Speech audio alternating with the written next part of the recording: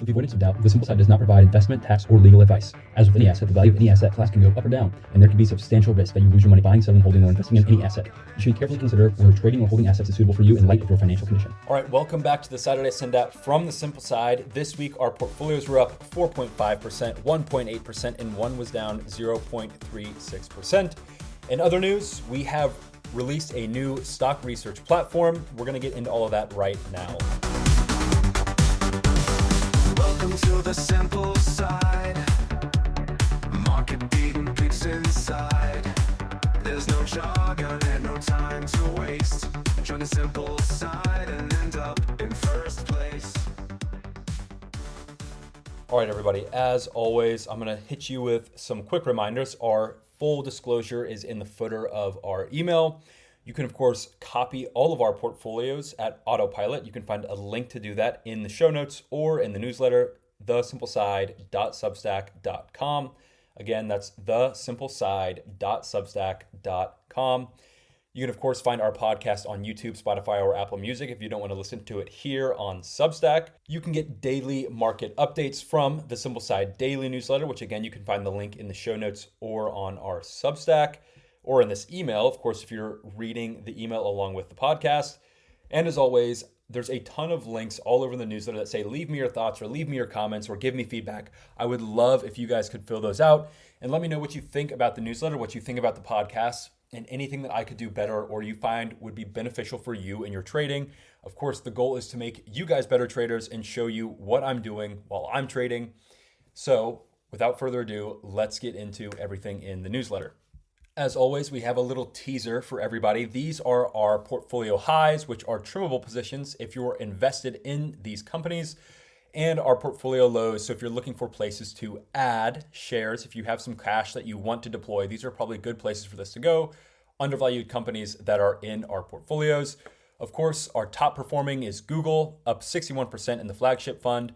Then we have Bloom Energy, up 443% this year in the AI secondhand effects portfolio. And we have Oklo in the tech growth portfolio, up 119%.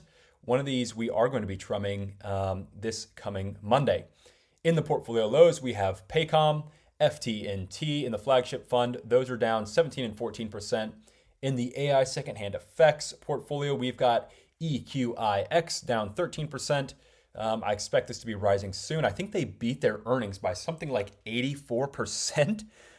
So crazy stuff there. And then the tech growth portfolio, we've got four leading the bottom of the pack, down 21% and Root down 10%.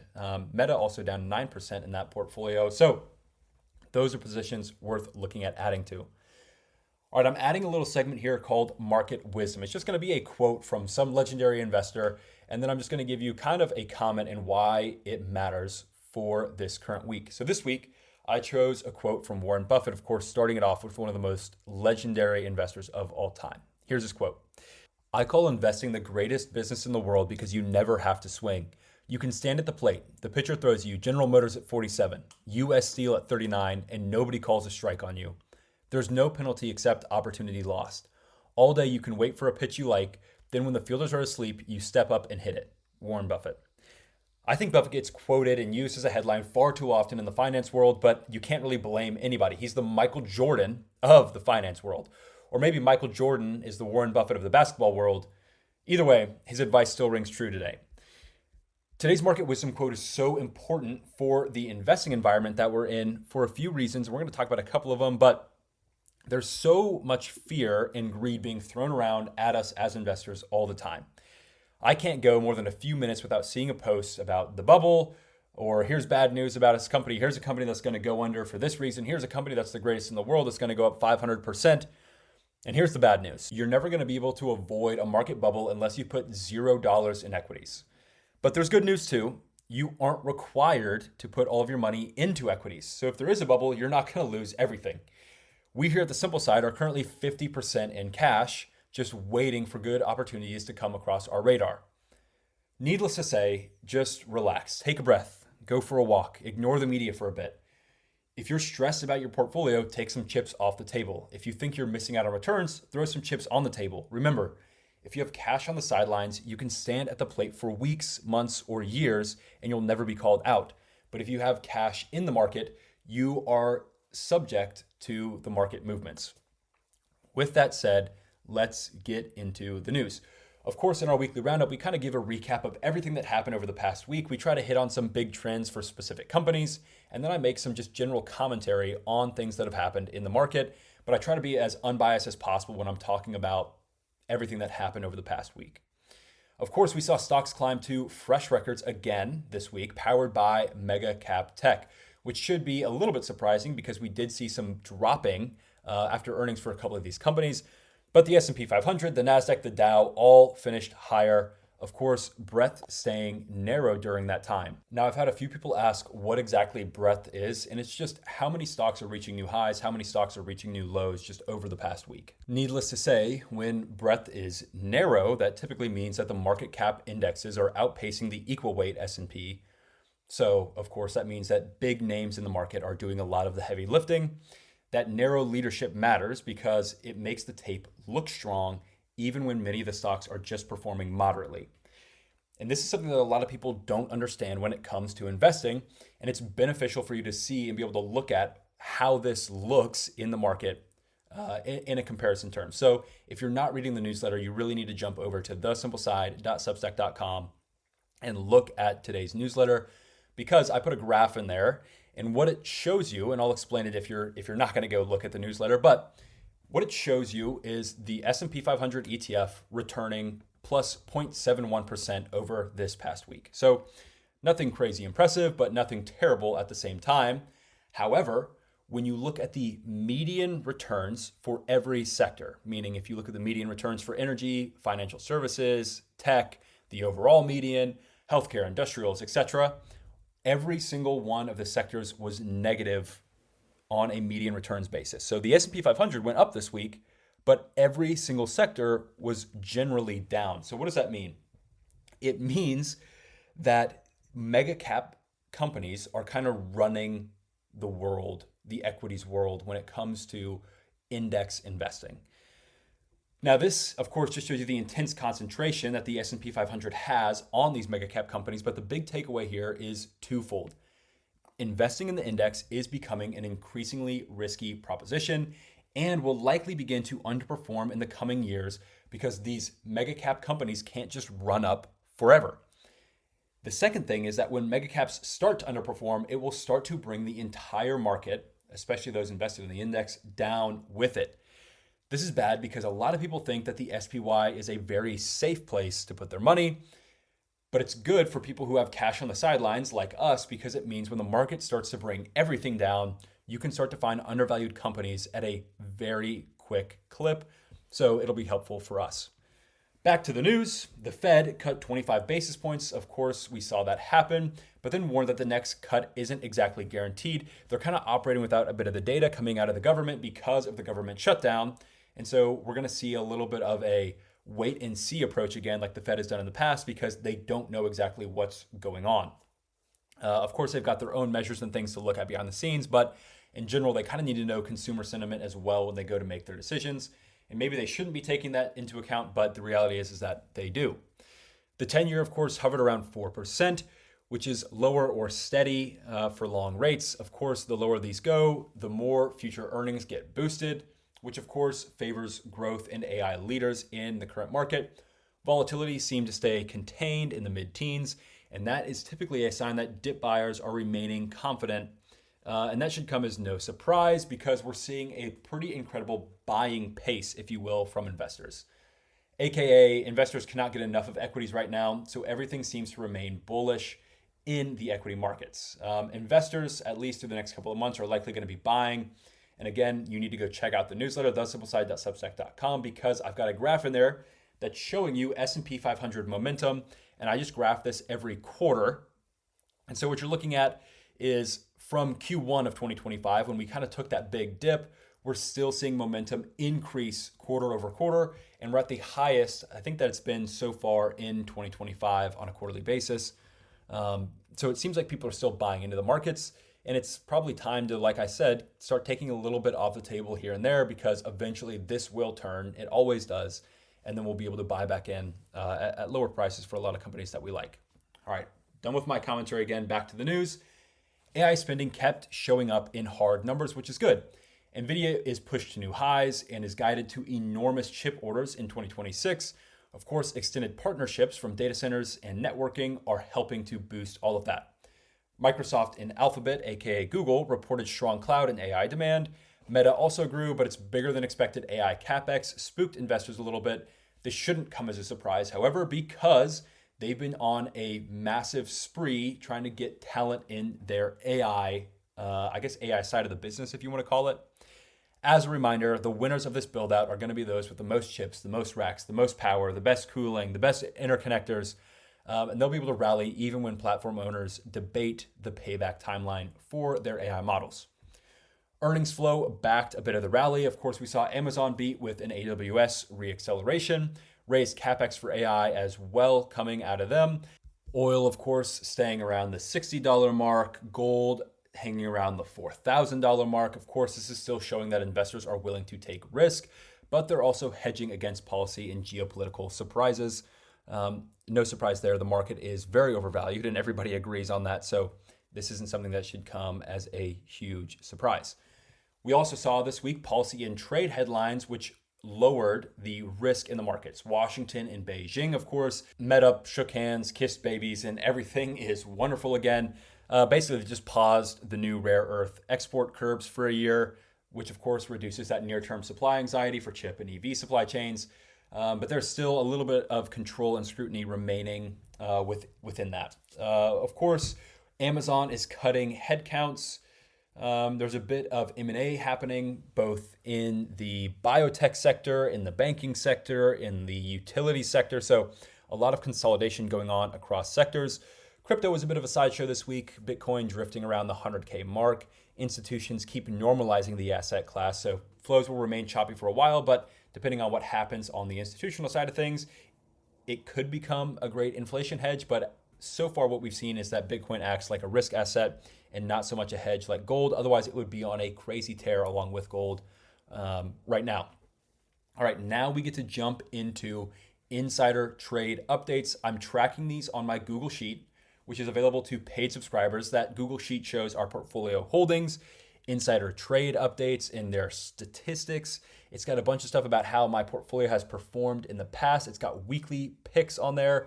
I'm thinking about shifting this over to that website that I mentioned earlier, which is also linked above. So be on the lookout for that. But we do track all these trades week to week. We've got some whale buys for you on October 30th, the 29th, and a couple other dates. So go through, look at all those, read about those. And if you like any of those companies, feel free to go do a bit more research on them and buy them. I report on these insider trades just to keep you informed and updated. But I'm not making any big trades on any of these companies, at least for now. This is just to help all of you see what's happening in the insider world of things.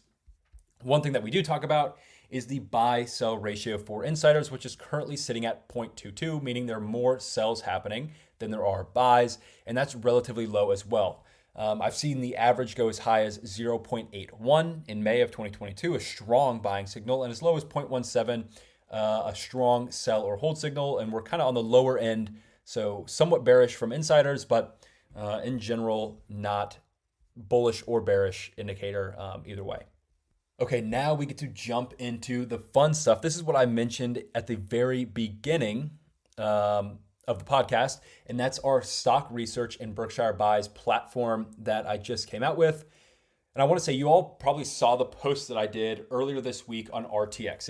It was a research article, something that I've started to implement via request from subscribers. And I basically just send out a stock pick and say, hey, I think this stock has some room to run. And then I post the price that I researched the stock at. And then this new website that I built will show you the current price of the stock, the target price that I have, or like a selling price that I think we should get to, a target date. So what period of time, what quarter do I think the stock might reach that price by? And then I show you the current return that I have on the stock if I were to trade it, the price premium, so how much room the stock has to run until it reaches that target price, and then the future expected return. So if we're down on the stock from the time we researched it, then there's a larger future return than we would have expected to see if you would have bought the stock initially, if that makes any sense. If it doesn't make sense, you can go jump over to the website. It's www.thesimpleside.news, and then you'll be able to find the stock research button, which is in the top right-hand corner. And you can go look at all the trades that I have there. I went through some of my old newsletters and populated the website with a few of my previous trades. So we kind of have a backlog. Some of you might remember when I was mentioning Apple being a good buy in this interesting trade idea section. I mentioned UNH a few times. I mentioned TTD, the trade desk. At one point in time, I mentioned Bank First Bank Shares. I can't even remember the name of that company now, but I've talked about all those companies. And so you can see all of my portfolio metrics for my research stocks. Now, I say research stocks because not all of these are going to make it into a portfolio like the ones you can copy on autopilot. But I'm still going to show you all the statistics because I value very much being open and honest about everything that's happening with the stocks that I research, the stocks that I talk about, my portfolios, and all the above. So right now, I populated it with 8 trades, 5 of which have been closed, 3 of which remain open. I currently have a 50% win rate, so half the stocks that I talk about end up hitting their target values or have positive returns when I sell them. The other half have negative returns. The average win percent, so when I do predict a stock right, I typically return 27.47%. My average loss is negative 5.37%. So big outperformance in terms of returns. The average time to the target date that I set is about 72 days. So you're looking at basically a quarter, maybe a little less than a quarter. And then I've got an average target return, which is about 36%. And on average, every month I'm returning 2.44%, which is an annualized 29.24%. Again, I'm saying a lot and I'm throwing a lot of numbers at you. So go and look at the website and you can get a lot more information there. Now, all that being said, I have 3 more research reports on the way, and I'm going to tell you about all 3 stocks now. And free subscribers, you're getting access to this now. Eventually, all this stuff is going to be paywalled, but I want you to know that it's all very real. It's very legit. So I'm going to solidify these picks in today's newsletter. So when I need to reference them in the future, if and when they go up, I'll be able to do that. The first pick is Wayfair, ticker W, and I've got a target return of 21% on that stock. The second is Bloom Energy, ticker BE, target return of 20% on that stock as well. And then I have Nice Limited, ticker NICE, and I've got a target return of 44% for that company. These will all be research reports that are going to be sent out over the next couple of weeks or days, depending on how fast I can get them written. But if you're a paying subscriber, you're going to get access to all that. If you're not, you should be joining Premium now because it is most likely that our price is going to increase at the end of the year because our portfolio performance has been so good. Speaking of portfolio performance, let's talk about where that's at. We currently have around $1.3 million in assets under management, dollars copying our trades. And in those portfolios that they're invested in, over the past 3 months, we've seen 34.98% returns, 23.29% returns, and 6.74% returns out of our 3 portfolios. Those 3 portfolios I mention often are the AI Secondhand Effects portfolio, the Tech Focused Growth portfolio, and the Flagship Fund. And again, those portfolio returns are over the past 3 months. So we're averaging about a 10% return a month in the Secondhand Effects portfolio, a little bit less than that in the Tech Focused Growth, and around 2% for the Flagship Fund every month, which is outperforming the S&P 500 on all metrics, basically for all 3 portfolios. So very happy with how all that stuff looks. All right, that was a lot of talking. It was a lot of information and it was pretty quick, but I kind of like doing that with the newsletter and the podcast. I don't want to sit here and talk forever and lag on and on and on about everything that's happening. So for paying subscribers, you now get to go look at all of the portfolio returns, the holdings, and the updates that we're making. And then, of course, you get access to our weekly picks, which right now are up almost 80% since we started doing that about a year and a half ago, maybe. So just incredible outperformance on those weekly picks. And I'm going to stop doing those because it felt somewhat disingenuous, but people asked me to bring them back, and so I'm going to continue doing them. And it's performing well, and people want it to happen, so I'm guessing they're making a lot of money on that as well. I think that's all I have for you this week. We are making some changes to our portfolios. So if you're a free subscriber that maybe copied our portfolios in the past when we did a free post, you should probably join paid now and see all the updates that we're making because there's quite a few changes that are going to be happening to the flagship fund, to the AI secondhand effects portfolio, to the tech focused growth portfolio. So a lot of big changes coming for all three of those. If you're a paid subscriber, you should be reading this week because a lot of changes are coming. And I will be seeing you all next week. Cheers, guys.